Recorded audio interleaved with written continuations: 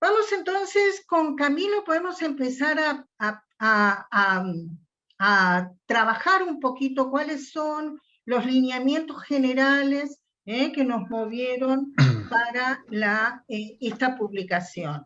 Esta publicación es la segunda que hacemos con Camilo, con la Universidad Jorge Tadeo Lozano. Esperamos que no sea la última, trataremos de continuar, ¿sí?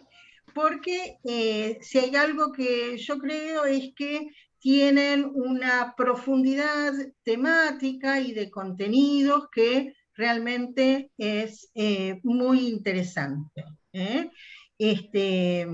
Hay un recorrido, hay una hermenéutica en cada tema que se aborda, como muy profundo, y hay como una unidad de intereses, ¿no? También, eso también es interesante.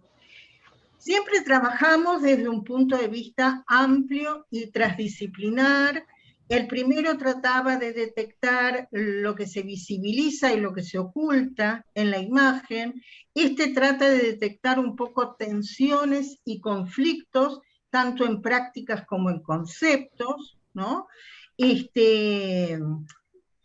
Y ahí detectamos distintos gestos del productor, del enunciador, ¿sí? En distintos artículos también, y vamos así trabajando. Quiero darle las buenas tardes también, que ahí vi que ingresó Eduardo Russo, ¿sí? Que me alegra mucho que esté. Veo que está mi coequiper de otro cuaderno, que es Bernardita. Buenas tardes también, una alegría. Bien, Camilo, ¿qué querés contar vos más también en líneas generales del cuaderno? Claro, Alejandra, bueno, buenas tardes a todos y todas que integran esta mesa de trabajo. Sí, como bien lo decías, nuestra segunda publicación, y en este caso, pues la propuesta iba un poco más hacia estos fenómenos, ¿no? A lo que aparece de pronto esos actores inesperados, como lo titulábamos en algún momento la publicación, que fue como el derrotero que tuvimos en el momento de proponer este segundo compilado. Y es esto que aparece de repente, de pronto, como lo que se fenomenaliza en ciertas investigaciones o en ciertas indagaciones alrededor de la imagen. Situaciones en que, por ejemplo, la fotografía, digamos en el caso concreto, que es lo que más me atañe como objeto de investigación particularmente, qué es lo que ese fenómeno fotográfico dentro de ámbitos que de pronto normalmente no son los típicos que uno se encuentra en el contexto de la imagen fotográfica. Quiero, pues en ese sentido, quiero hacer hincapié en que por la recopilación que hicimos acá en Colombia, tuvimos muy en cuenta como procesos de investigación por parte de nuestros estudiantes, nuestras estudiantes particularmente. Fue una mayoría femenina la que participó en esta publicación y que acudieron al llamado de resultado de sus trabajos de investigación en conjunto con sus directores de trabajo de grado, con quienes acompañaron esos procesos. Y es algo muy interesante cómo logramos canalizar estas nuevas investigadoras, estas nuevas propuestas, las logramos canalizar en este documento. Aprovecho también y saludo a Bernardita, con quien tuvimos la oportunidad de estar hace unos años. Alejandra, si te acuerdas, nos diste un tour muy, muy bonito por Buenos Aires, entonces ojalá se repita nuevamente en algún momento. Ojalá, ojalá, realmente, Exactamente, realmente. entonces también te saludo, Bernardita, espero que estés muy bien. Sería maravilloso poder repetirlo, ¿no? Esperemos que en el 2022 podamos hacerlo. Ojalá. Bien, vamos a empezar entonces con los distintos presentaciones de los artículos. Como les venía diciendo, voy a dividir un poquito los que atañen a fotografía, eso los dividí en dos bloques: publicidad, cartografía, que es el de uno solo, tecnología, ¿sí? Y y lenguaje visual que a una fotografía, cine, video, etc. Vamos a empezar un poco con el primer bloquecito de fotografía, y para eso podemos invitar a Anabela a charlar un poquito, a mostrarnos un poquito. Hola, buen día, buenas tardes. ¿Cómo estás, Alejandra? Bueno, básicamente cuando vos me invitaste a escribir para esta nueva publicación, lo que yo decidí fue retomar un tema con el que venía trabajando hace un tiempo, que son los modelos de didáctica de enseñanza aplicados en el marco de lo que es la universidad, y cómo estos modelos se aplican, ¿no? Las problemáticas que genera la aplicación de estos modelos al análisis y la enseñanza de la fotografía de autor en tiempos de la fotografía contemporánea, y en tiempos de enseñanza de ciertos saberes que son saberes tácitos que ahora se llevan a lo que sería la cultura académica, ¿no? Al nivel académico.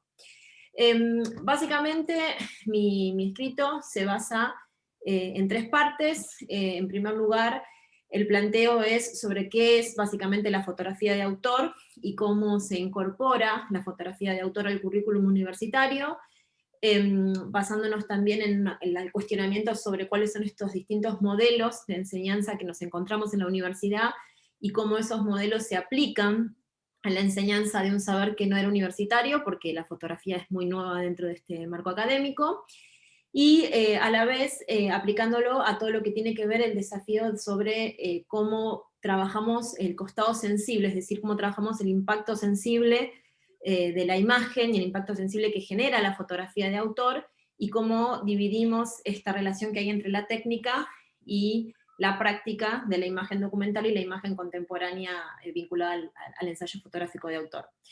En segundo lugar, el ensayo va a trabajar sobre los modelos de enseñanza, trabaja sobre todo lo que tiene que ver con los tres modelos básicos, digamos, sobre los que aplicamos esto, que son los modelos de transmisión, los modelos que se basan en la transmisión por práctica, por, digamos, transmisión verbal, y en último lugar, los modelos constructivistas que tienen que ver con el trabajo dentro del aula. Y finalmente, digamos, como cierre de ensayo y como conclusión, se trabaja sobre la mirada sensible y sobre cómo la didáctica puede, de cierta manera, reformular los distintos procesos de enseñanza de esa mirada sensible a través de la fotografía como herramienta para la traducción de lo que es la mirada sensible. Se habla también un poco sobre lo que tiene que ver con la evolución de la fotografía, ¿sí? No es lo mismo hablar de las primeras fotos que eran con película, con placa, y todo lo que tiene que ver con la mirada contemporánea, con el uso de celulares y otros tipos de tecnologías para hacer imágenes que son casi efímeras. Y por último, planteo dentro de este ensayo todo lo que tiene que ver con el desafío docente, ¿no? Cómo lograr mejorar prácticas donde los estudiantes que están inmersos hoy en día en la cultura de la inmediatez y en la cultura de las tecnologías que avanzan más rápido, ¿no? que todos nosotros, que es así, cómo, digamos, el docente tiene que lograr prácticas que permitan enseñar este tipo de cuestiones que son técnicas por un lado, que tienen que ver con el uso de una cámara, el manejo de la imagen, pero a la vez lograr sensibilizar a los alumnos, ¿no? Que los alumnos aprecien la imagen, que observen, que puedan quedarse no solamente con aspectos técnicos, sino con todos los aspectos, ya sean los sensibles y los aspectos de la observación y el trabajo de autor. Muy bien, perfecto, genial. Muchas gracias, Anabela. Sara. Hola.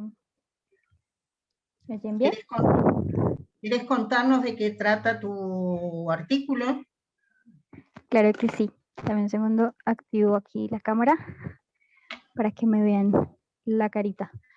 Bueno, el artículo sale de un proyecto que digamos, en su momento en la mayoría era un experimento plástico, pero la parte de la indagación fue la que con la asesoría del profesor Camilo pues pasamos a este documento, a este trabajo tan interesante. Entonces, pues, bueno, mi proyecto sale de una pérdida que yo tengo de mi colección personal de fotografías, que era una imagen que representaba, digamos, el núcleo familiar de mis papás, que se pierde cuando ellos se separan, cuando yo tengo más o menos 6 años, pero que yo no entiendo como roto, sino muchísimos años después, a partir de la pérdida de esa fotografía. Entonces, La investigación pues se llama Pacto, y la idea, el propósito de Pacto es reflexionar sobre cómo se narra o cómo se tejen este tipo de narrativas del recuerdo, de las imágenes de familia, y cómo se reconstruye, cómo yo hago el ejercicio de reconstruir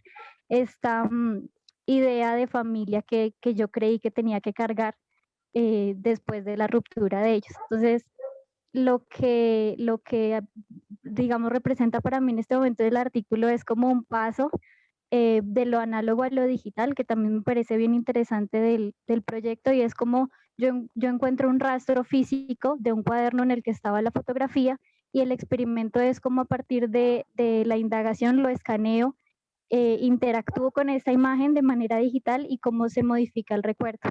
En este artículo pues también integro la categoría de melodrama, porque no deja de ser un recuerdo, no deja de ser algo que está completamente influido por narrativas audiovisuales, literarias, por novelas, por dramones musicales, que recorren un poco la manera en la que yo recuerdo la imagen de familia, como que me permito también inventarme cosas a partir de la ficción que me permite el rastro, ¿no? Que la fotografía no esté completa. Y posterior a eso, pues también como la construcción de una nueva narrativa de familia, una propuesta de álbum de familia que se presenta no en un cuaderno, sino en una instalación, como en un trasteo que al final es como la representación de lo que yo encuentro como el vehículo por el cual se ha trasladado esta narrativa de familia, que es a partir de esa ruptura comenzar a mudarme muchas veces y tratar de encontrar un espacio en el que ella pueda habitar. Y ahora pasa a lo digital, ¿no? A esta manera digital de habitar, de píxeles y fotocopias, que termina siendo esta imagen de familia, que me lleva también a cuestionar qué representa para mí esta pérdida. Y ya es eso. Muy bien, muchísimas gracias, Sara. ¿Hay algún espacio, alguna pregunta tanto para Anabela como para Sara?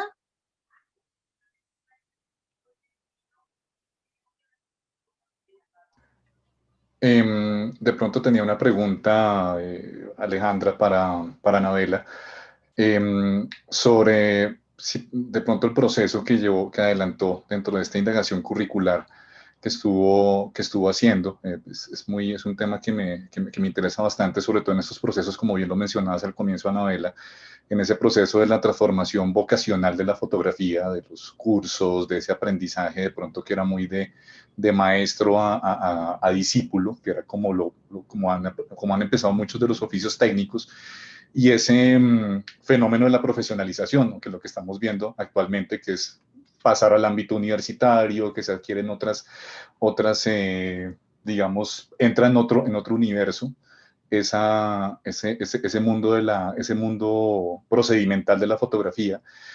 ¿Cómo adelantaste esa investigación? ¿Tuviste un grupo particular en el que investigaste? Cuéntanos un poquito de pronto, que creo que es muy interesante para los docentes del campo que estamos acá. Bien, perdón, ahí se estaban llevando a la niña que te escuchaba, son estos tiempos de pandemia. Mira, a mí me suceden dos cosas. Por un lado, estoy trabajando en la investigación hace un tiempo ya de todo lo que son procesos académicos en relación a la enseñanza de la fotografía.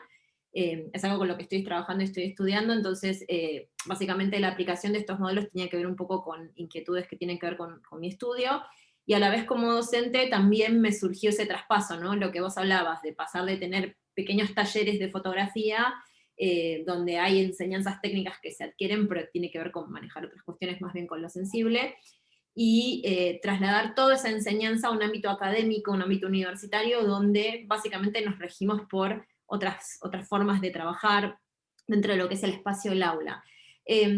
Hay un tipo de trabajo que es un tipo de trabajo que se traslada de estos talleres al espacio académico, que es la famosa aula taller, ¿no?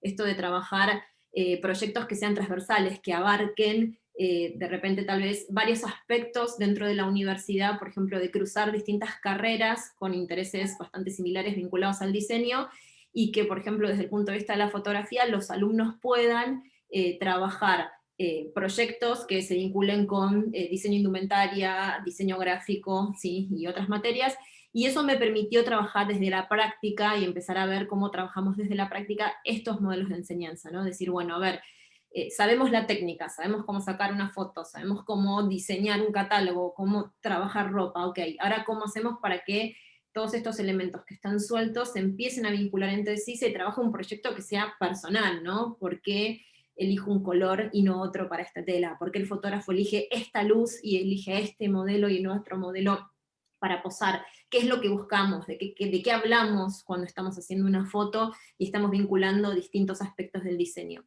Entonces, se da desde la práctica, es algo muy nuevo también, ¿no? Se da desde la práctica, desde ese lugar, y desde el punto de vista, digamos, de lo más teórico, ¿sí? Desde la observación, se da, digamos, a medida que vamos pasando por distintos cuatrimestres, nos vamos encontrando con distintos resultados con estos proyectos. Hay algo común igual que se da para mí en todos estos proyectos, que es que los alumnos logran volcar su costado sensible a través de este cruce, digamos, de disciplinas, y se generan cosas muy interesantes y muy lindas. Y la pandemia también hizo que haya más cruce, porque al estar encerrados, hubo más vinculación que incluso que había, cuando estábamos presenciales, tal vez no había tanta vinculación, el alumno como que se quedaba dentro del espacio del aula.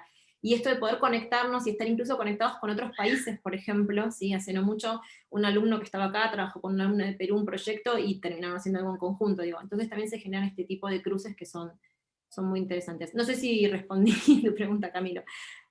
Sí, está muy bien. Perfectamente. Quería agregar solamente Gracias. que hay algo en todo lo que describe Anabela, algo que tiene que ver también con la pedagogía de la comprensión, ¿no? Es decir, la pedagogía de la comprensión es ideal para aunar lo teórico con lo práctico, ¿no? Es a través de esa conjunción que se logra dar hendidura y poder abordar distintos proyectos con un cabal conocimiento también de lo teórico. Y con respecto a Sara, ¿no? También quería agregar que el trabajo de Sara tiene mucho que ver con lo que se ve ahora en las artes visuales contemporáneas, ¿no? Ese trabajo de montaje, si se quiere, que Sara analiza a través de sus fotos, ese rescate de archivos, personales o no personales, y para darles como un vuelo nuevo, nuevas formas de lectura, nuevas posibilidades de narrativa, ¿no? Como bien decía Sara. Así que me parece muy interesante. Alejandra, discúlpame, yo así chiquitito quería agregar que me parece muy importante apuntar que mi proyecto se desarrolla en el marco de la profesionalización de fotografía de la Tadeo, que creo que es pertinente para lo que están hablando, como me permitió el espacio que se generó académico también involucrar otras disciplinas como el diseño gráfico y la ilustración para el análisis de la imagen, no solamente desde el estudio del archivo fotográfico, sino también desde estas perspectivas Claro, diferentes muy bien. a mi carrera. Eso que decía Anabela, justamente de la interdisciplinaridad entre los distintos diseños. Muy bien, Sana, genial. Bien, Jairo, where are you? Estás ahí, yo te veo. ¿Cómo estás? ¿Querés contarnos un poquito sobre tu escrito? Claro que sí, con mucho gusto y mil gracias. Les cuento que estoy saliendo afortunadamente del COVID, pero tuve unas afectaciones en los pulmones, entonces por eso está mi voz así. Y pues ahí vamos saliendo de esto tan difícil. Entonces, bueno, voy a poner acá 5 minutos. Les cuento que nuestro trabajo se llama El uso de la imagen, filosofía y religión en la publicidad. Con el coautor Carlos Arango, somos profesores del programa de publicidad de la Universidad Jorge Tadeo Lozano. Este artículo hace parte de una serie de productos que vienen desde este libro, que es Yo Reinaré, que es el estudio de la secularización de la imagen del niño, del divino niño en la comunicación publicitaria. Entonces, pues, esto se bajó a más piezas y pues estamos muy contentos de haber participado. El trabajo que hicimos pues hace parte en la comunicación del uso de imágenes religiosas en la publicidad y se han estudiado diferentes elementos que conforman la narrativa de cuando las imágenes religiosas pasan a otro estado, y en este pues sería la publicidad. Esto lleva a un endorsement publicitario, que es la transmisión de valores, y pues lo usamos para entender mejor la planeación estratégica. En este momento, pues usamos variables para el estudio de las piezas que propuse en mi trabajo de grado de la maestría en publicidad, que se llama Consumo y Neofagia, la publicidad de la provocación. En este caso, pues fue el estudio de la androginia. Esto pues lleva a cómo se mediatiza fenómenos diferentes, y pues en este caso nos atañe el de la publicidad.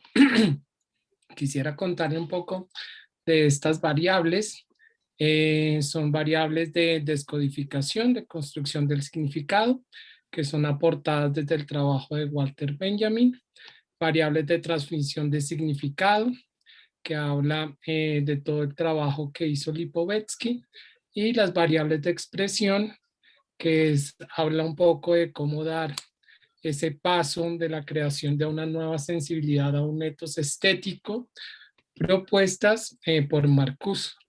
Y pues llevada a estos tres variables a cómo se genera un endorsement, que es para, en términos publicitarios, es cómo aporta una celebridad a una marca. Las cualidades del famoso que se le agregan a la marca, y las cualidades del producto o servicio que le dan una mayor popularidad al famoso, siempre con un intercambio económico. Esto empieza cuando hablamos del hombre Marlboro, de este vaquero fuerte y rudo, y cómo le pasa sus valores al cigarrillo, y pues cómo lo vemos hoy en diferentes deportistas, celebridades, músicos, etc. Si me lo permiten, entonces quisiera contarles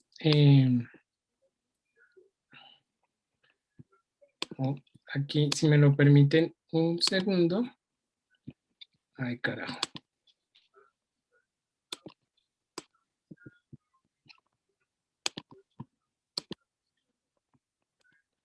Compartir solo un momento, pues la imagen que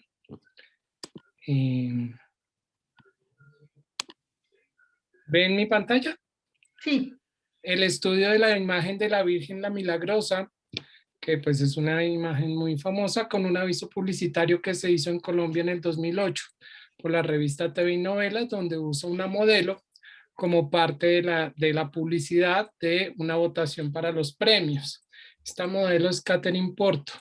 Entonces, pues lo que hacemos son estos tipos de análisis, donde pues tenemos unas diferentes variables, como se los comentaba ahorita, de diferentes autores. Entonces analizamos pues quién es el personaje humano, pues es Catherine Porto, la imagen religiosa, y cuál es lo que le da el valor, o qué es lo que le da eso, ese valor, y pues es una actriz que haría milagros en la votación. La de transferencia pues es encender las luces, todo el ritual, el culto, el reconocimiento de los autores, y el culto pues de la inmortalización, de ganarse un premio. Y la variable de expresión, que es todo el vestuario, la imagen, todo en la misma pose. El milagro, pues que ganen, ¿no? Transmitiendo pues los milagros que hace la Virgen, y pues todo el proceso de advocación a los protagonistas. ¿Qué pasó con esto? La conclusión, ya en 30 segundos, pues realmente vemos que no funciona. Las personas tienen un respeto muy grande por la religión, no es fiable, no es confiable, y pues la conclusión es que no se usen imágenes religiosas para un tipo de comunicación publicitaria, porque pues la religión, y en este momento pues en pueblos latinoamericanos tan pegados a esto, no le creen, y no es bueno para las marcas estos procesos. Mil gracias, y 5 minutos exactos. Muy bien, gracias Jairo, muy bien. A ti, muchas gracias. Impecable el tiempo. Siguiendo con el tema de la publicidad, a ver, ¿quién de todos estos que escribieron en un artículo que se llama El Génesis de la publicidad vernácula está presente? Javier Pozo, Carlos Santa Cruz. Yo estoy. Muy bien, vamos Carlos. Bueno, muchas gracias. Buenas tardes a todas y todos, Camilo, Alejandra y los demás participantes.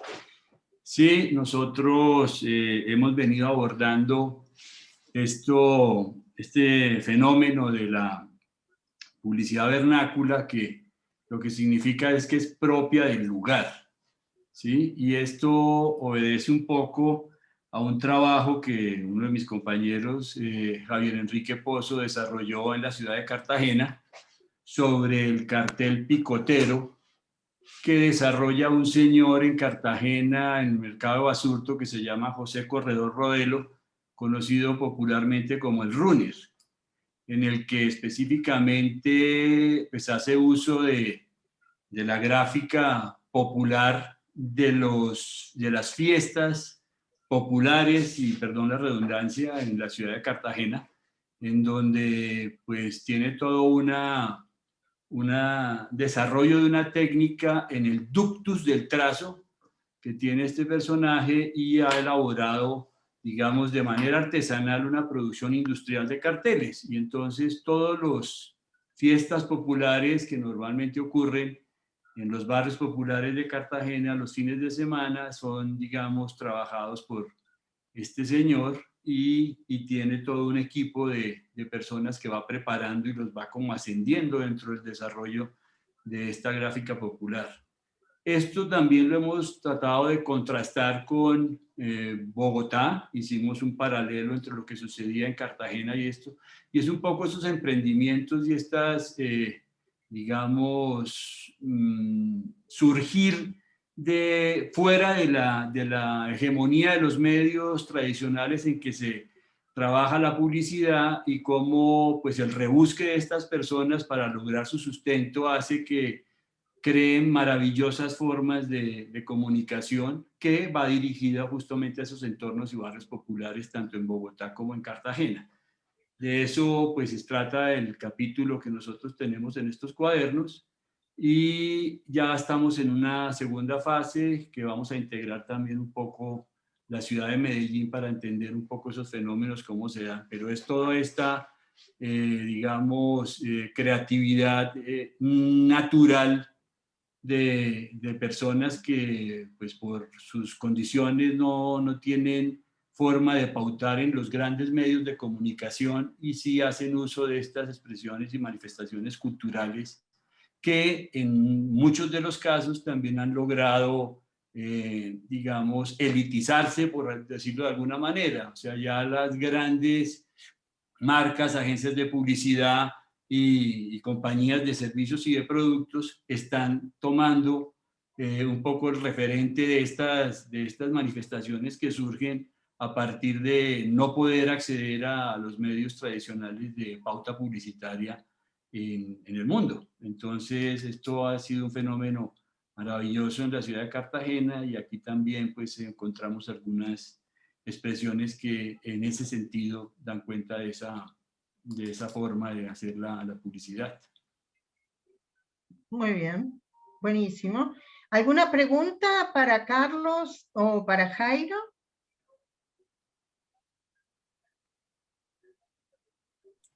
Yo quería preguntarle algo a Jairo, que me parece súper interesante. Hola Jairo, ¿cómo estás? ¿Cómo te ha ido? ¿Trabajaste solamente con esta publicidad en Colombia, o lo expandiste un poco más a lo que es la imagen fotográfica? Porque automáticamente me vino David LaChapelle cuando lo vi. Sí, no, pues lo hicimos porque el objetivo de esto hace parte de un proyecto de investigación que es pues parte de la Tadeo, de la universidad donde trabajamos con Carlos. Entonces primero se hizo en Colombia porque empieza como un fenómeno del divino niño, donde pues la marca se ha usado hasta para botellas con agua, llaveros, un montón de cosas, restaurantes. Entonces empezamos en Colombia. Y pues luego de esto ya pasamos a otras imágenes, pero solo lo hemos hecho en Colombia. Pero sí estamos en deuda de mirarlo en otros países y bajo otras culturas, porque el tema es muy interesante, cómo pasan esas figuras religiosas a ser parte de la publicidad, y pues esto es una afectación de la cultura. Entonces, pues sí, estamos en deuda. Apenas tenga algo, te aviso. Muy bien, podemos volver a hacer para otra publicación, por ejemplo. Pero por supuesto, acá ya está en la agenda, está anotadísimo. Muy bien. Con ustedes, claro que sí. Muy bien. Gracias por la pregunta.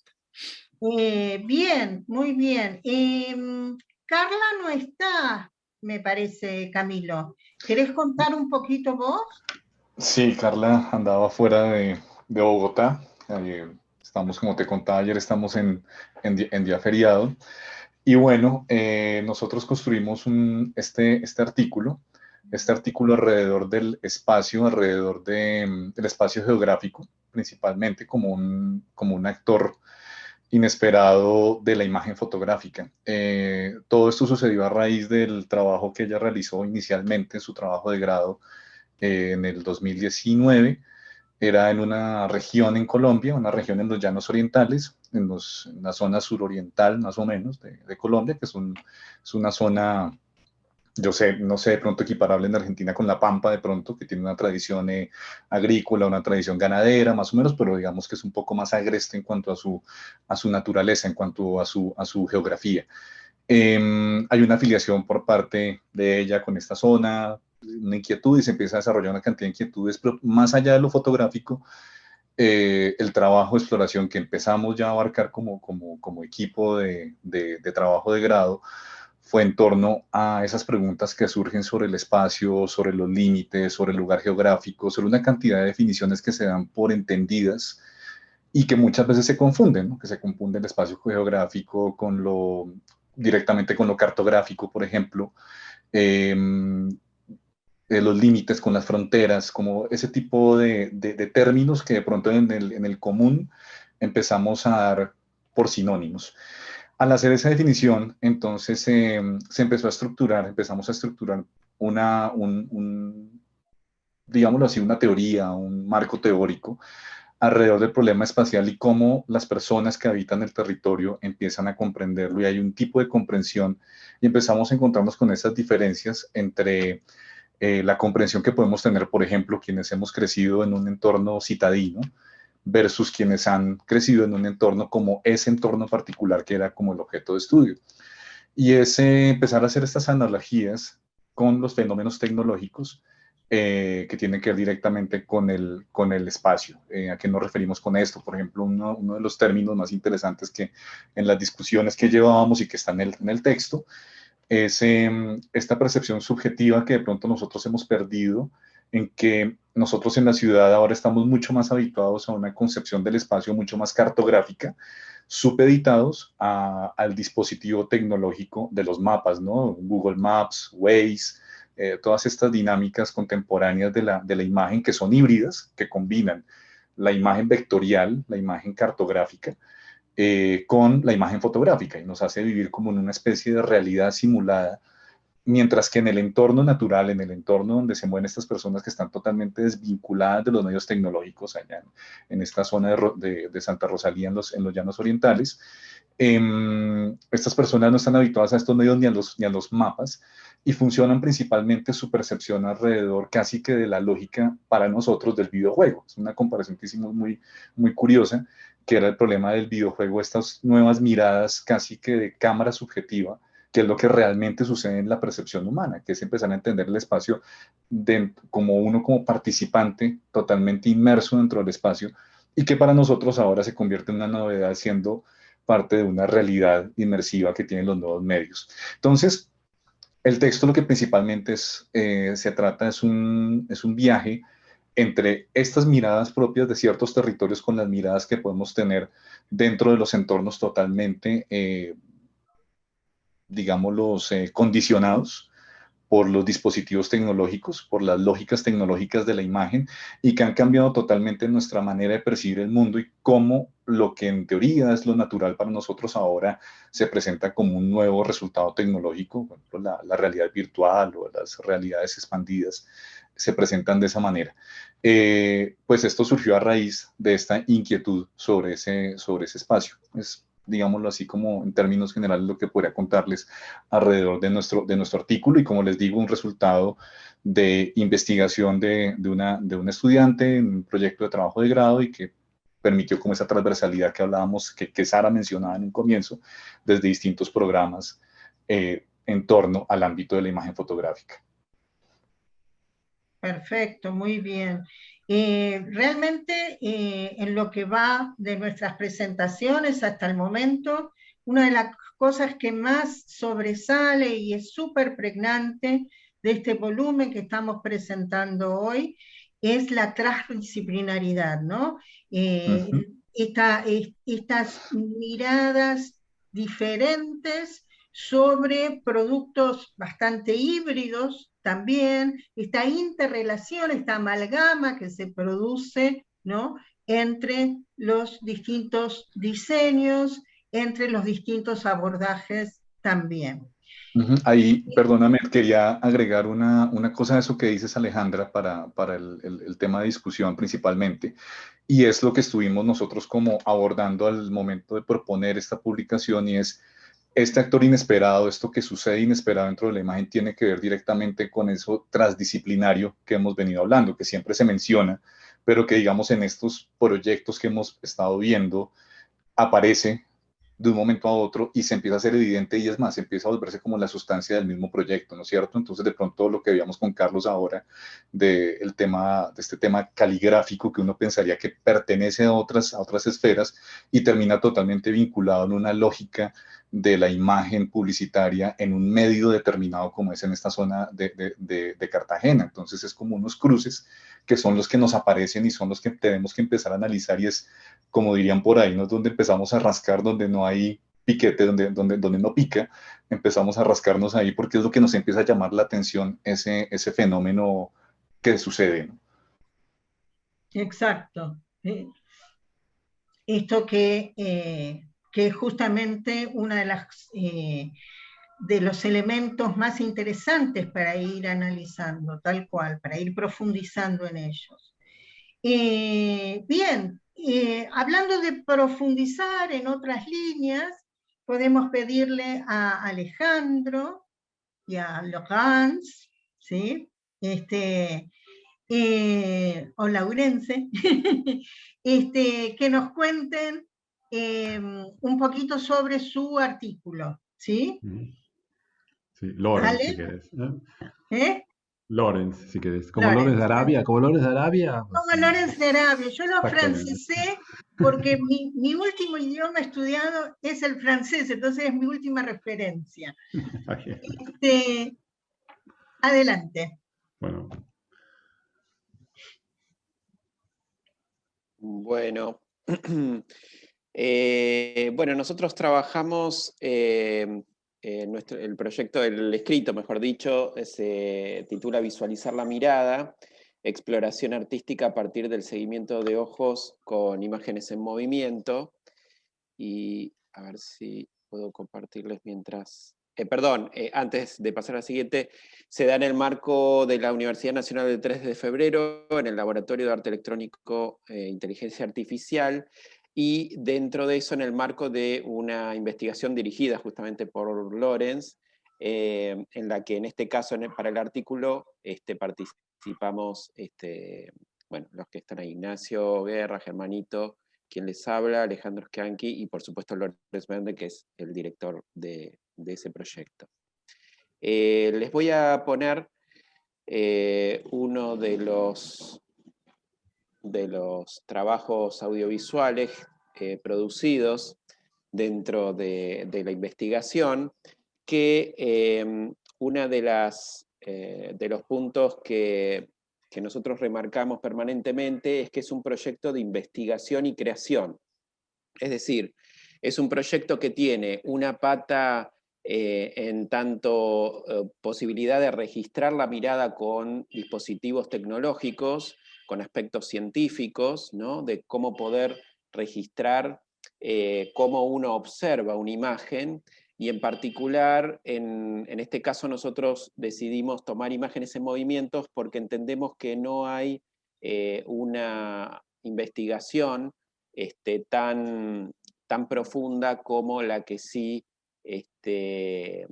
existe en la imagen fija.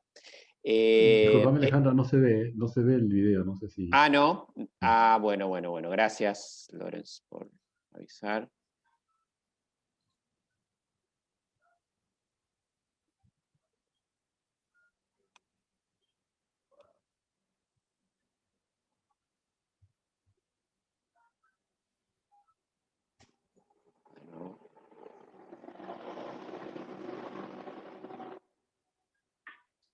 Ahí sí. Estás empezando a compartir. Ahora sí. Ahora sí. Ok, bien. Acá están viendo, a propósito, ya que ahora sí estoy seguro que lo están viendo, es un fragmento de la película de Alexander Nevsky de Einstein, que nosotros tomamos, y las trazas, tanto la azul como la roja, es la visualización del registro de la mirada de una persona ante estas imágenes en movimiento, ¿no? Instante a instante, a dónde está ubicado cada uno de los ojos, por eso son dos, uno azul y uno rojo, los ojos de la persona que está siendo analizada o traqueada, o tomándole los datos de a dónde dirige la mirada. A partir de esta posibilidad de registro, como decía antes, la intención no es dar cuenta de procesos, digamos, neurológicos, digamos que tienen que ver con la neurociencia en particular, sino más bien utilizarlos como materia prima para producción artística, ¿no? Este era uno de los ejes que nos interesaba marcar también en el escrito, que acompaña al proyecto de investigación, que no es como nosotros sí encontrábamos, digamos, datos que lo que hacen es dar cuenta de ciertos procesos generales de percepción sobre la imagen fija y en menor medida con la imagen en movimiento, pero justamente se perdía el proceso individual de la mirada, y nos interesaba plantear esta triple capa de mirada, ¿no? Porque entendemos que hay una primer mirada construida desde la realización de, por ejemplo, en este caso Alexander Nevsky, ahora a continuación les voy a mostrar otro ejemplo de una película, o sea, cuando por ejemplo, ahora vamos a pasar a ver otra, seguramente la reconozcan.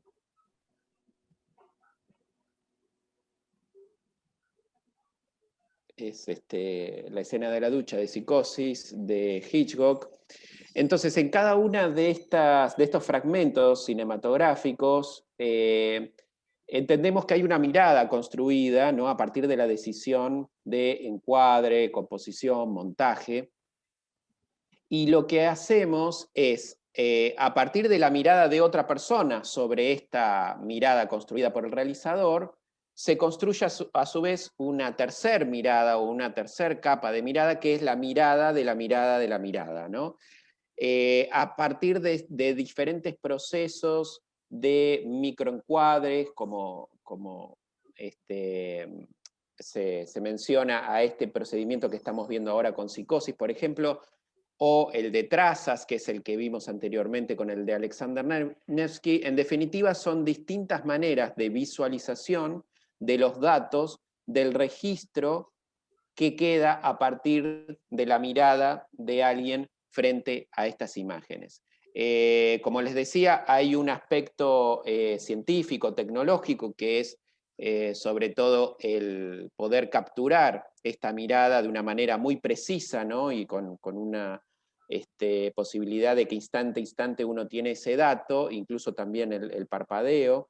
Y por otro lado, por supuesto que acá se mezclan aspectos del arte electrónico, en donde se combinan datos con un tipo de visualización, y que también, en este caso, sobre todo al tomar imágenes emblemáticas como esta, y que hay en definitiva una construcción de composición de la imagen, de montaje en el tiempo, también se conectan con ciertas teorías sobre lenguaje audiovisual, cinematográfico, etcétera, ¿no? Entonces, bueno, va un poco de la mano de lo que recién estaban hablando, ¿no? De este cruce de campos, de disciplinas, que en este caso, en este proyecto, justamente es el eje de interés.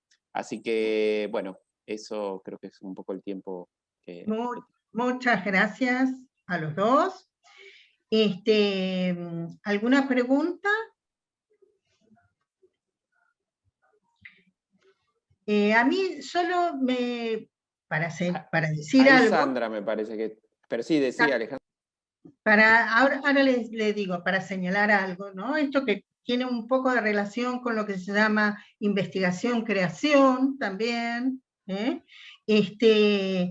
Hay algo de la indagación que alimenta la creación, en este caso, y que hay como un desgranaje, como un análisis pormenorizado de la mirada, del encuadre y de procedimientos de montaje también, ¿no? ¿Y quién quería preguntar algo? Sandra.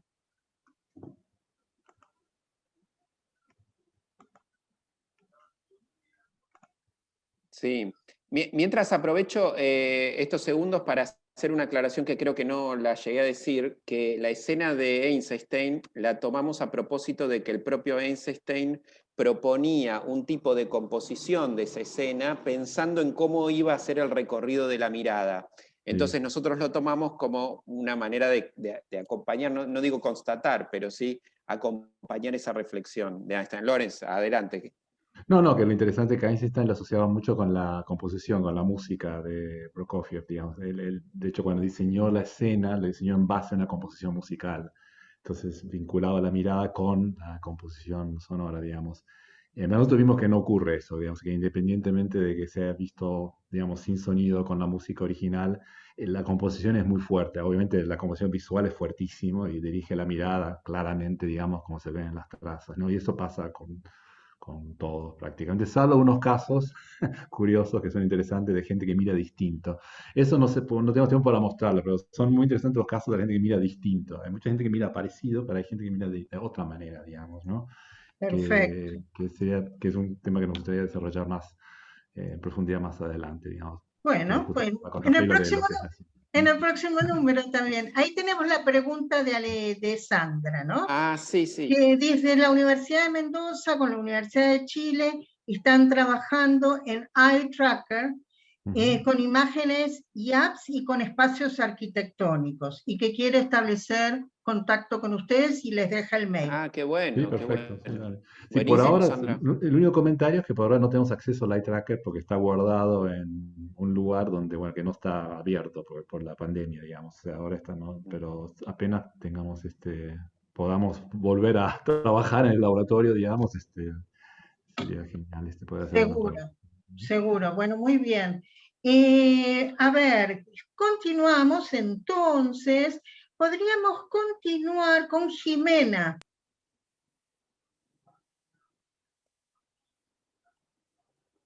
Betancourt, are you there? Hola Alejandra, ¿cómo estás? Muy bien.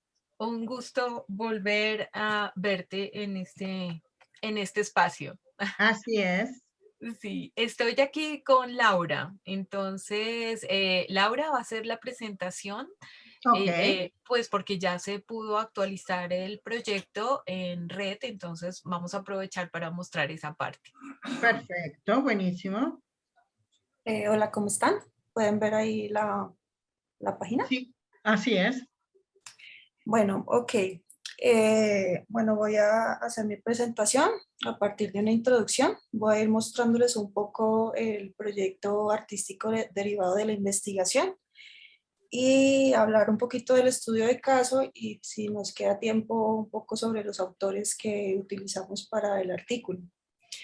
Bueno, aquí pueden ver, hermanos, la imagen.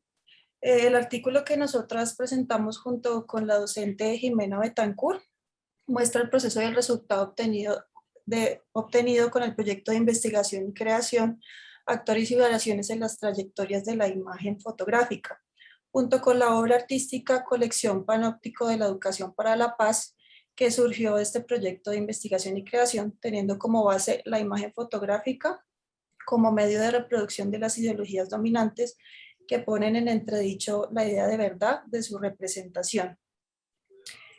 El proyecto propuso, a través de un estudio de caso, con las fotografías que circularon a través de los medios de comunicación digitales y los dispositivos celulares, del proceso de paz y la firma del acuerdo en el año 2016 entre el Estado colombiano y la guerrilla de las FARC. se pretendió demostrar el papel educativo que cumple la fotografía en la domesticación de la población como una forma de alienación de unos intereses particulares del sistema vigente.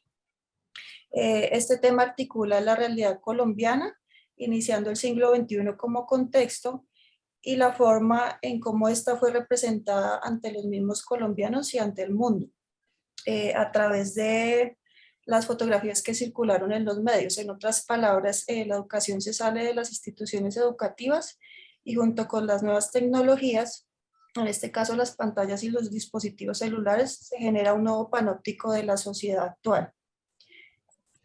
Por otro lado, la metodología que se aplicó para el desarrollo de la obra, que fue una videoinstalación, fue una metodología cualitativa de carácter interpretativo, que fue basada en la semiótica de Peirce, que contribuyó al análisis y la búsqueda de la metáfora visual y la capacidad simbólica con la que las fotografías median entre realidad y su representación. En este caso, para el contexto social colombiano, fijando el aprendizaje deseado sobre la población. Las 5 imágenes que fueron seleccionadas, que aquí las he ido mostrando, más el proceso que se le hizo a cada fotografía en un video, fueron seleccionadas entre diferentes medios oficiales y no oficiales. Fueron estudiadas por medio de una matriz de análisis que ayudó en el análisis tanto de aspectos formales como de aspectos conceptuales específicos, tales como el contexto, la composición, el nivel narrativo, la educabilidad de la imagen, el efecto panóptico de la imagen y la interpretación final que se le dio a cada una de estas 5 imágenes. Bueno, finalmente los resultados obtenidos mostraron la versatilidad y potencia de la imagen fotográfica para entender cómo opera la fotografía y cuál sería su posible poder educador. Bueno, pues hablando un poquito del estudio de caso, en el año 2016 el gobierno colombiano firmó el acuerdo de paz en el gobierno de Juan Manuel Santos, ya que desde los años 80 se dieron diversos procesos de paz con diferentes gobiernos. Este proceso de paz se hizo con la guerrilla de las FARC, la más grande del país, para generar posteriormente planes de desarrollo regional y global. Este acuerdo se firmó, se reinició el proceso de diálogo en el año 2012. Y bueno, este fue un poco del estudio de caso. No sé si me queda todavía tiempo, sí. Sí, te queda un minuto. Un poquito, bueno. Un minuto. Voy a hablar un poquito de los diferentes referentes teóricos en el que basamos el artículo. Tenemos, en cuanto a educar la mirada en la pedagogía de las imágenes, al autor Paulo Freire con la educación para la libertad, que habla sobre una sociedad sin identidad, un modelo eurocéntrico de la educación, y también que habla sobre educar contrario a hacer pensar. Luego tenemos a Enrique Dussel con la entrevista La ruta pedagógica de colonialidad del poder, que habla sobre la necesidad de transformar el Estado y una nueva edad del mundo que le llama la transmodernidad. Por último, también sobre el poder participativo y diálogo entre la población. Finalmente tenemos a Inés Dussel con la publicación Educar la mirada, políticas y pedagogías de la imagen.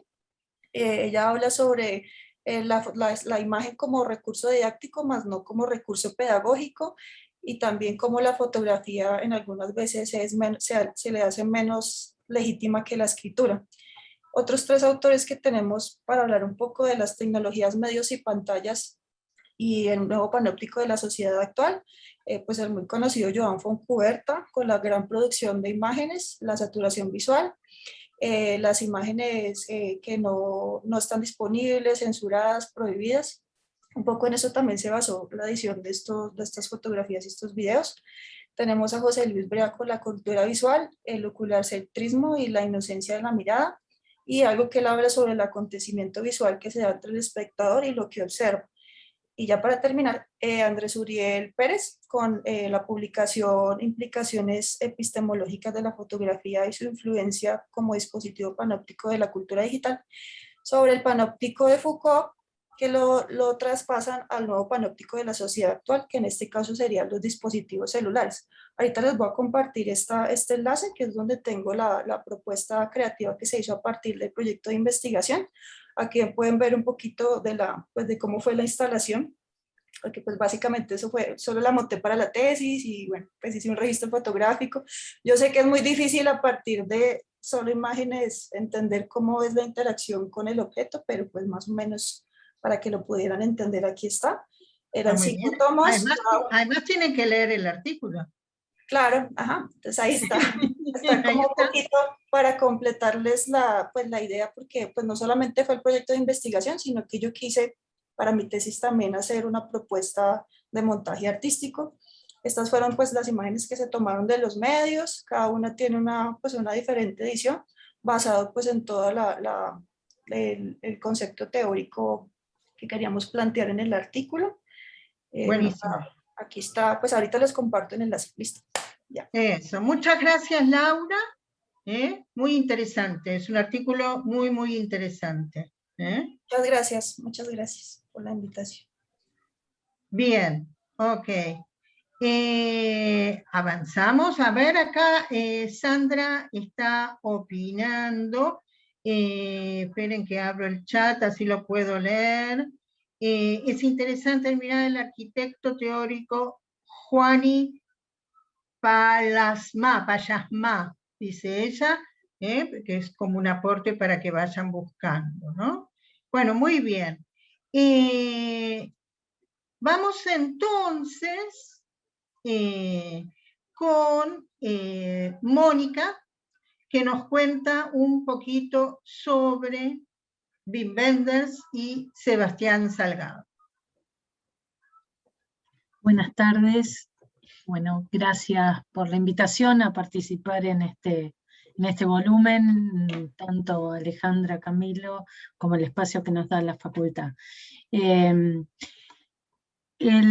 trabajo que yo me propuse hacer fue, en primer lugar, bueno, se titula Cuando la imagen nos interpela, La sal de la tierra, que es del 2014, de Wim Wenders y Juliano Ribeiro Salgado. Y yo confieso que cuando vi por primera vez la película, lo que me sacudió fue que arranca con un plano donde aparentemente son todos puntitos, y cuando la cámara se aproxima vemos que son hombres, y de repente cuando Salgado dice que se trataba de una imagen de trabajadores en Sierra Pelada, y que uno podría pensar que eran esclavos, que no había nadie esclavo allí sino esclavo de su propia codicia. Eso fue para mí un total sacudón. Yo creo que a partir de ahí la película me podía contar absolutamente todo, que me llevaba. Y me pareció muy interesante la propuesta, porque por un lado estaba, creo que fue un desafío el llevar la producción de un artista, de un fotógrafo, un fotoperiodista muy comprometido socialmente, hacer una película que desde la forma, isomórficamente tomaba sus escalas cromáticas, tomaba su estética, y que parecía que en cada fotograma se animaba una fotografía de Salgado. Y por otro lado me parecía interesante el pensar cómo por un lado, primero esos actores inesperados fueron detenidos en la fotografía de Salgado, y a continuación cómo se transformaron en parte de ese sintagma narrativo. Entonces, creo que la película de Salgado busca no solo despertar emociones en el espectador, sino también ser testigo de un montón de cuestiones.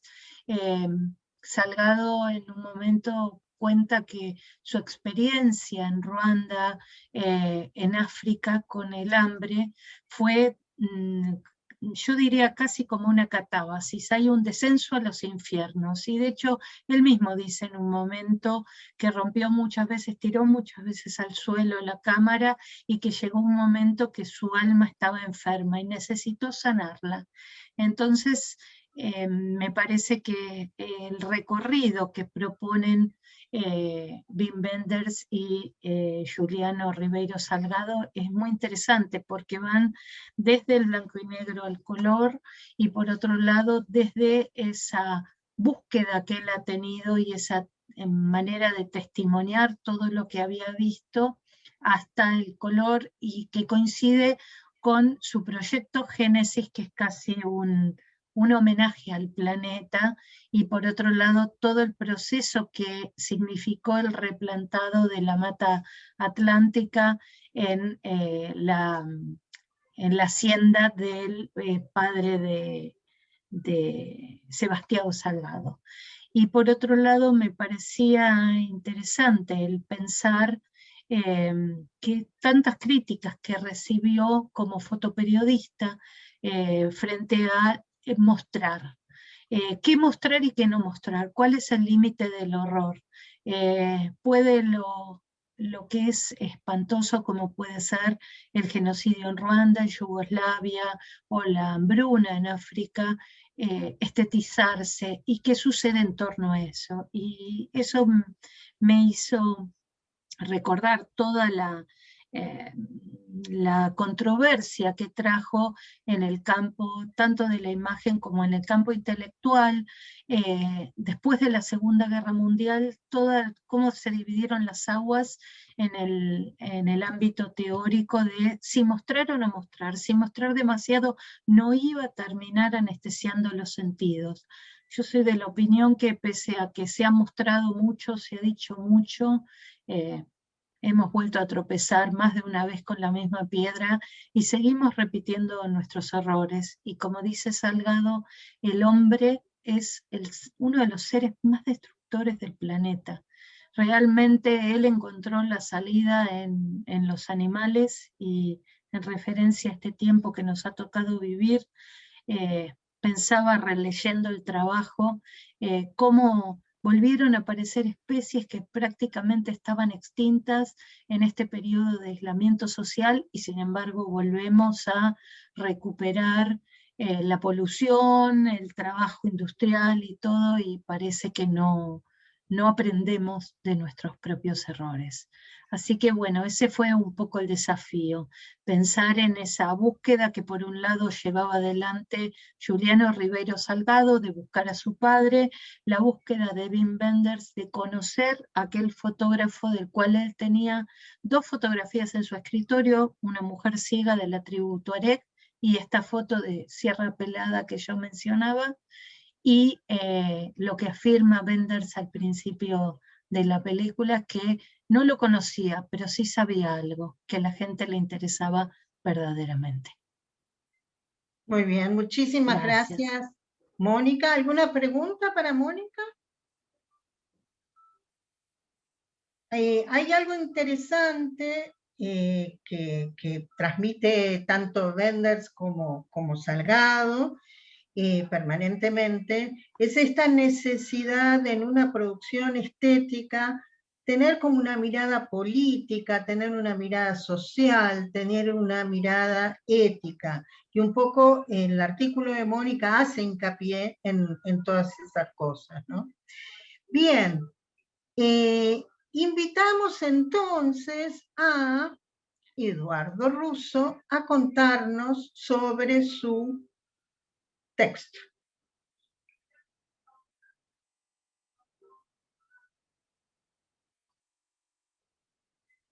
Eduardo.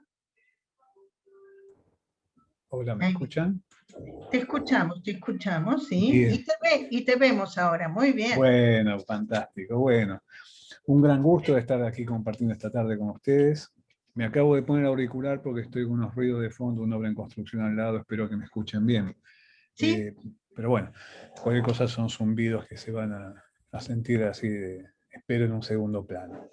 Bueno, les cuento brevemente estos 5 minutos en qué estuve zambullido ante la convocatoria sobre actores inesperados.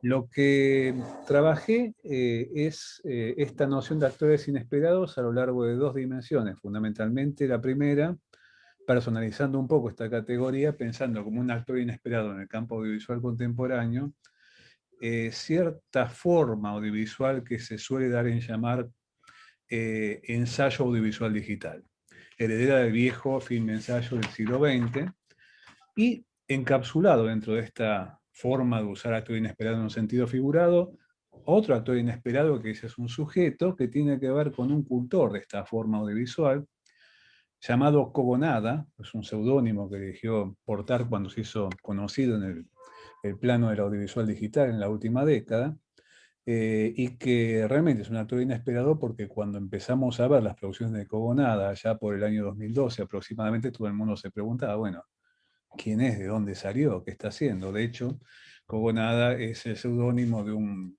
estadounidense de ascendencia coreana llamado Ernie Jung Park, y que es profesor de cine, docente, realizador, crítico y teórico.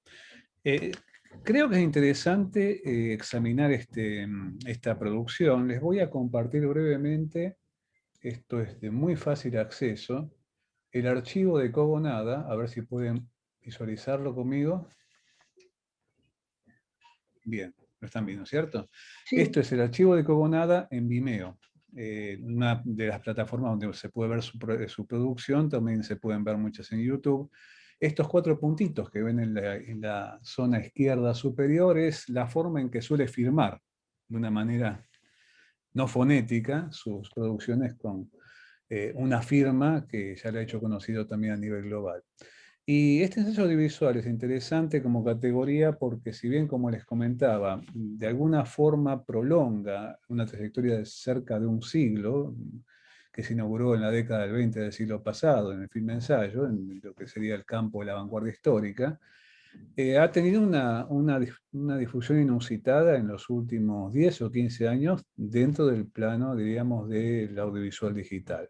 Esto significa que estas producciones uno las ha visto de una manera llamativa, difundida en el plano de nuestro contacto con nuestras computadoras, con nuestros dispositivos móviles, hasta llegar a un rango de difusión realmente insospechado si uno piensa en la trayectoria un tanto intermitente y claramente minoritaria del film ensayo en el siglo XX, que era una práctica realmente restringida a cierto tipo de, digamos, audiencias muy, pero muy específicas.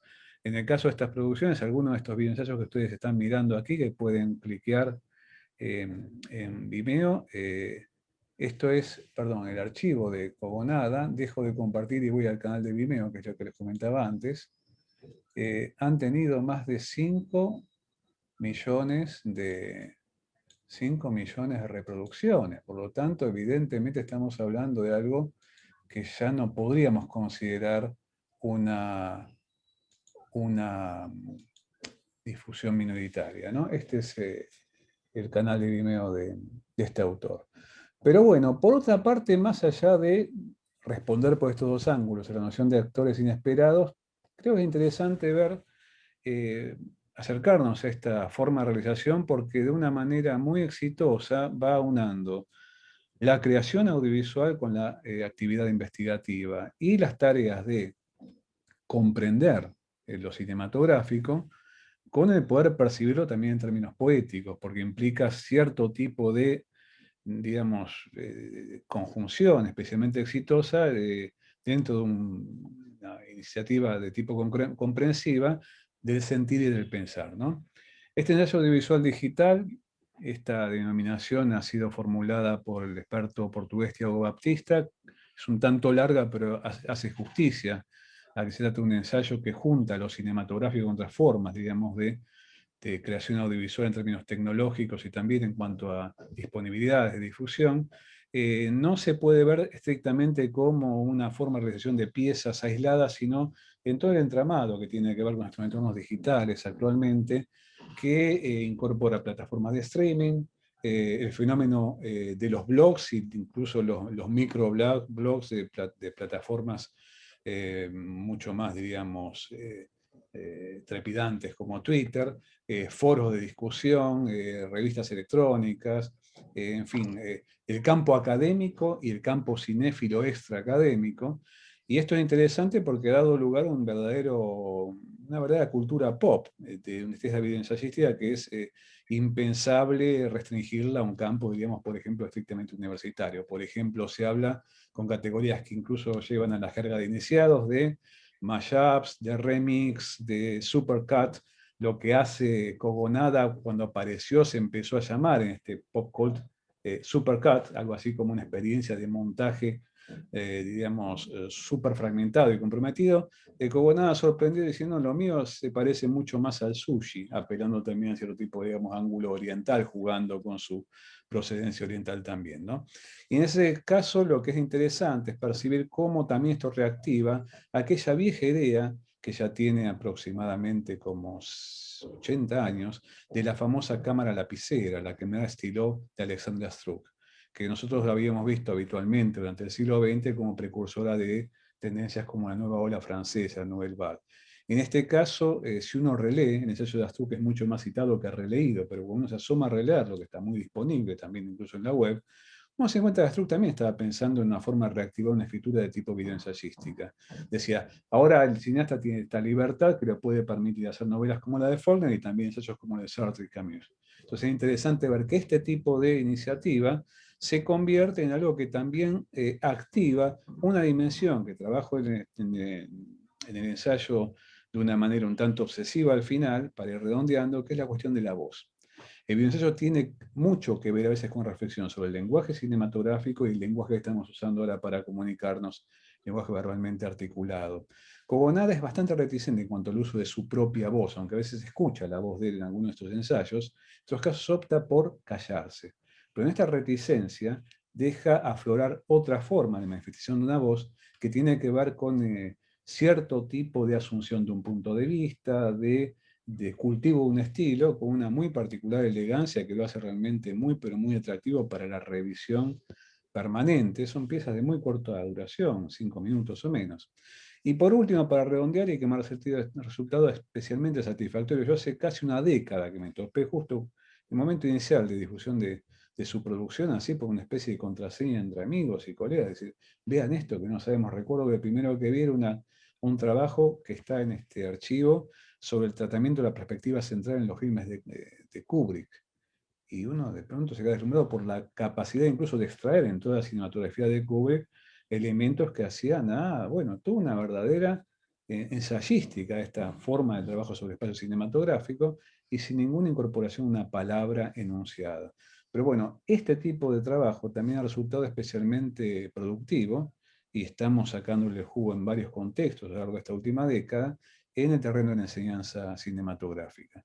Tanto así que ha promovido en estos años mucha vocación de videoensayista a jóvenes estudiantes de grado. Así que esto no solamente es una invitación a que puedan contactarse con los trabajos de este realizador a través y compartiendo también la lectura del trabajo que incorporamos en Actores Inesperados, sino también a que uno pueda verse ligado a la utilización de esto en un contexto educativo que creo que puede ser extremadamente interesante en el marco de esta propuesta que comentaba Alejandra al comienzo de una pedagogía de la comprensión, ¿no? Que aúna el sentir con el pensar de una manera especialmente productiva. Eso solo, nada más. Muchísimas gracias. Gracias, Alejandra. Bien, ahí está, y dejo de compartir. Muy bien. ¿Quieren preguntarle algo a Eduardo? Muy bien, Alejandro dice que es muy interesante todo lo que contaste de Eduardo. Creo que también, aparte de lo que hay, de esto que señalaba Eduardo en cuanto a la pedagogía de la comprensión, también hay que pensar que el video ensayo apela directamente a la pensatividad, ¿no? Y que eso es algo que también buscamos hoy en día para el lenguaje visual, ¿no? Cuando hablamos de una iconósfera, de una atmósfera plagada de imágenes, cuando trabajamos mucho, y es una preocupación de los alumnos también, sobre el atiborramiento de imágenes a veces con mayor o menor sentido, ¿no? El video ensayo, el film ensayo, siempre tiende a la pensatividad, ¿no? Y eso es uno de sus características también muy importantes. Bien, yo creo que dentro de los presentes hay un montón de ensayos que todavía no estamos pudiendo presentar en este momento porque hay personas que no están, pero creo que entre los presentes la única que faltaría presentar sería yo. No sé, Camilo, si vos llevás el mismo registro, pero me parece que sí. Diría que sí, Alejandra, por lo que estaba mirando, comparando en el índice de nuestra publicación. Bien, perfecto. Entonces les cuento un poquito de qué se trata lo que yo escribí, que se llama Latidos visuales de un tiempo incierto, y que hace alusión a un poco todo lo que surge a partir de la pandemia. Tomo un poquito como fechas el surgimiento de la pandemia hasta el verano 2021, más o menos, y que tiene que ver con producciones estéticas que presentan preocupaciones ambientales y, más específicamente, producciones estéticas que trabajaron directamente con las vicisitudes generadas por el COVID-19.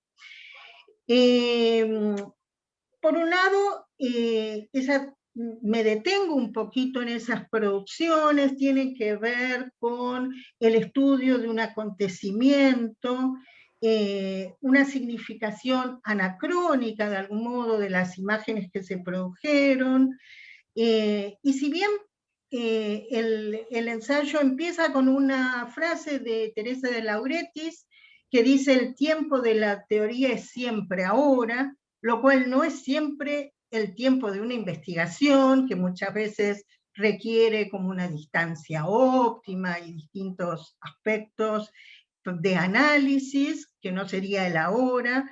De algún modo me sentí llamada a trabajar un poquito con estas imágenes que aparecieron durante la pandemia. Un poco también pensando en lo que recién hablaba con respecto a la iconósfera, a la atmósfera plagada de imágenes, ¿no?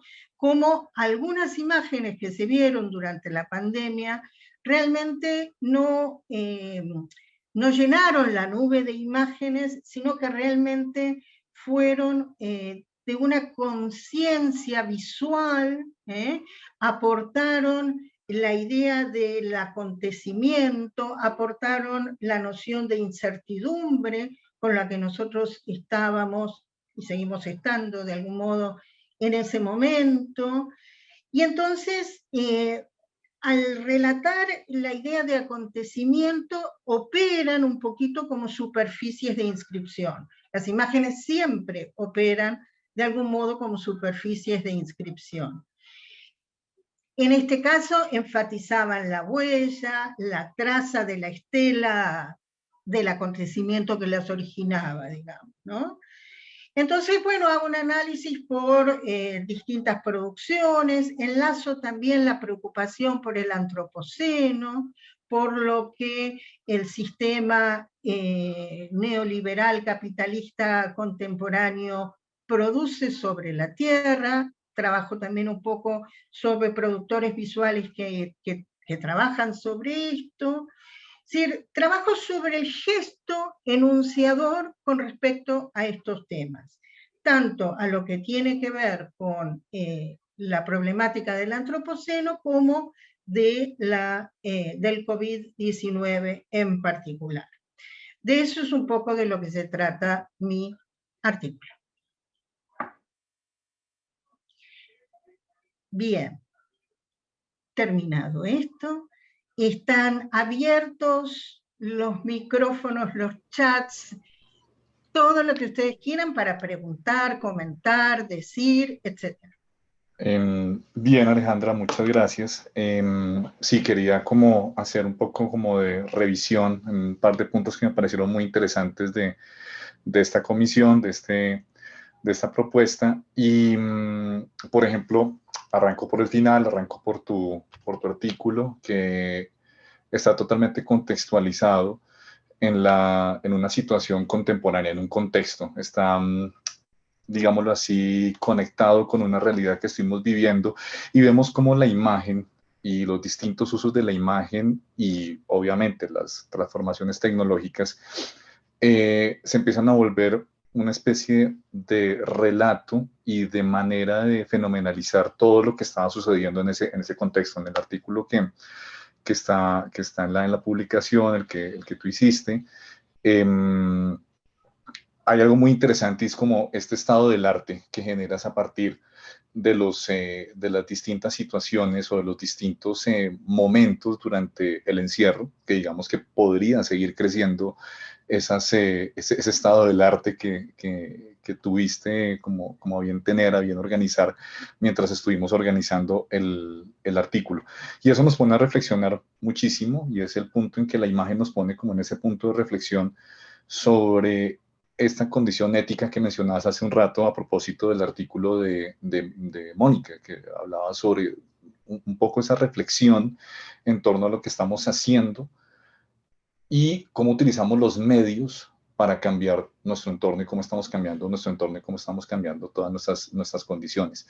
Creo que eso es algo muy importante que se ve de manera transversal en todos los artículos y es como una reflexión en torno al contexto. Quiero resaltar, por ejemplo, en ese caso que no hicimos como esa observación de pronto, el artículo de Laura y de Jimena, que lo quiero traer a colación porque es una situación que estamos viviendo actualmente en Colombia, y de pronto ustedes habrán enterado en Argentina que estamos en un momento bastante crítico acá en Colombia, de unos paros muy prolongados. Hoy se reactivó el paro, y elementos tan simbólicos como una bandera han sido motivo de discusión en los últimos días. Ustedes sabrán que acá la bandera se está utilizando de manera al revés, digamos, en el caso de las personas que estamos a favor del paro, que estamos a favor de una situación que consideramos bastante injusta y que es una injusticia social que estamos viviendo acá en Colombia.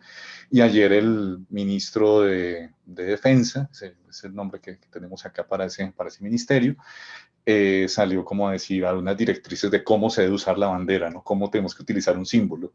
Entonces nos damos cuenta que estos elementos de la imagen nos empiezan como a atravesar totalmente en distintas realidades, y en unas realidades, por ejemplo, sociales como la que estamos viviendo en nuestro contexto.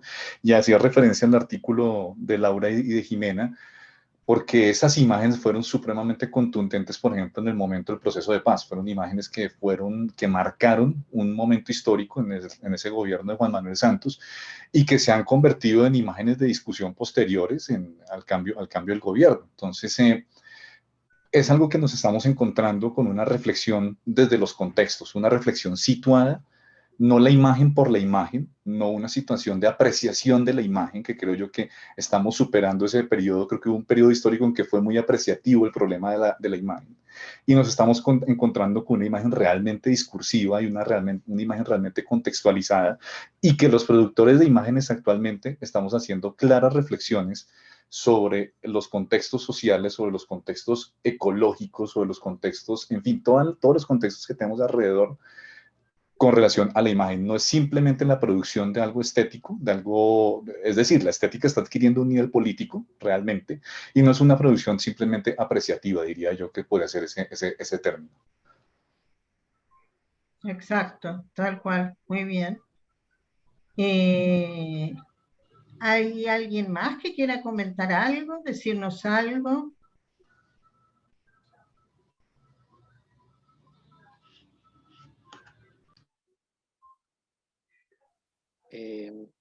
Bueno, aprovecho para agradecerles, agradecer todo el trabajo, la convocatoria, llevar adelante todo lo de la publicación y estas otras actividades que giraron en torno a esto.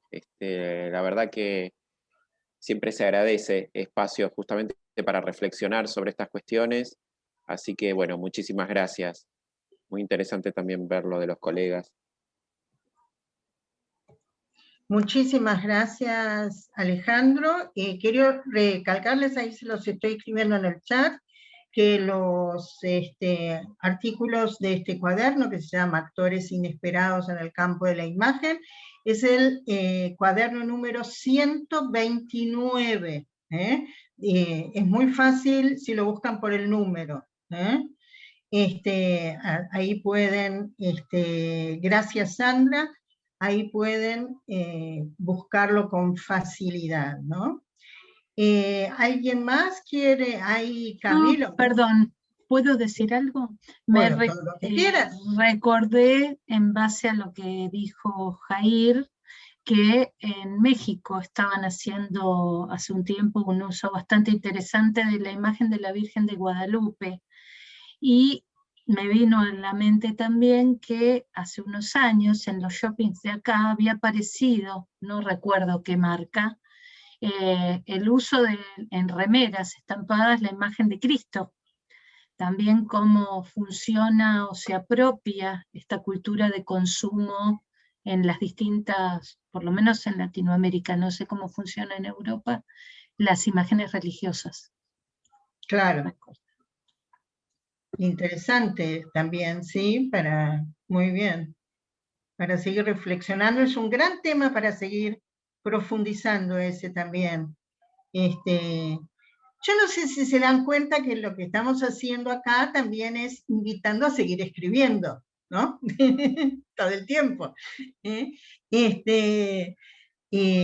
¿No? Entusiasmarlos para seguir con las investigaciones y para seguir contándonos sobre ellas, ¿no? Esa es un poco nuestra idea. Pensamos que el análisis en torno a la imagen siempre está sumamente abierto, ¿no? Que está sujeto a continuas exploraciones. Jimena, ¿querías contarnos algo?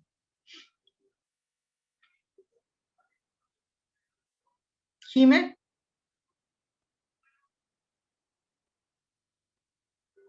Jimé, levantaste la mano. Bien, gracias Carlos. Así que bueno, yo propongo que volvamos, ¿no? Digo, volvamos con otro ejemplar. Yo no sé si Camilo está muy de acuerdo, pero podemos volver con otro ejemplar. Jimé, ¿querías decir algo? Pues tenés la manito levantada. El micrófono, tiene problemas con el micrófono del video, creo. Me está diciendo en el chat. Que escriba. Ya, Jimé, fíjate ahora. Listo. Hola, sí, ok, gracias.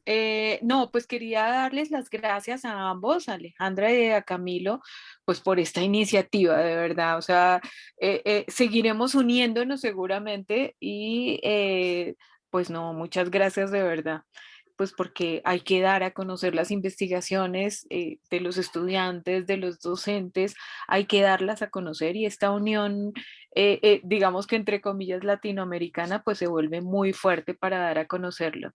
Yo tuve la oportunidad de trabajar con Laura.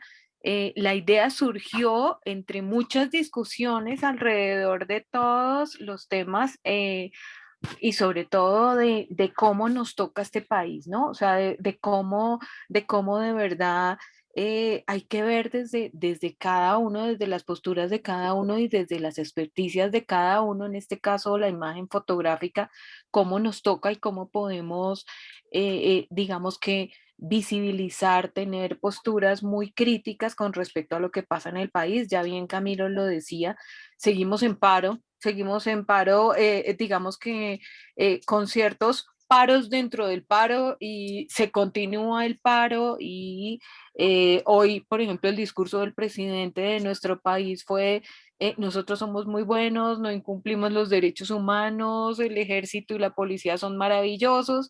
Y cuando uno ve, es un presidente, como se mostró en las fotos, un presidente igual a los anteriores, ¿no? Siguen dando la mano frente a unas posturas en donde la imagen narra una realidad diferente a la que se vive. Y en ese sentido, la imagen funciona como un eje de poder. Como bien lo dijo Laura, pues es increíble que los fotógrafos sigan reproduciendo el sistema sin darse cuenta que en el uso de la imagen, pues también va pues la reproducción de este sistema hegemónico que nos tiene a todos tan mal. Bien, exacto, muy bien. Bien, muy bien. Creo que es interesante hacer un análisis de lo que circula en Colombia en este momento como imagen realmente, ¿no? Un análisis como desde todos los ángulos, desde todas las aristas, la producción, la circulación,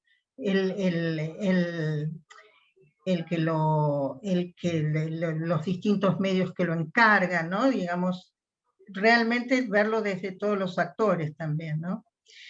Bien, muy bien. Mis amores, ¿algo más para decir? Y si no, me alegro mucho de haberlos visto a todos. Volveremos con otro ejemplar, espero. Lo tengo que convencer acá. No, volveremos con esta alianza trasandina. Muy bien, me parece muy bien. Y sí, la posibilidad de la continuidad realmente da profundidad también, ¿no? Aporta como reflexiones más hondas, más cabales, más en detalle, ¿no? Y no superficiales. Eso es un poco la idea. Bueno, haber estado a todos. Acá no se olviden que a partir del 17 de septiembre están todas estas conferencias, estas presentaciones subidas a YouTube, así que la pueden volver a ver. Les agradecemos muchísimo, muchísimo su presencia, su participación, y nos vemos pronto a todos. Muchas gracias.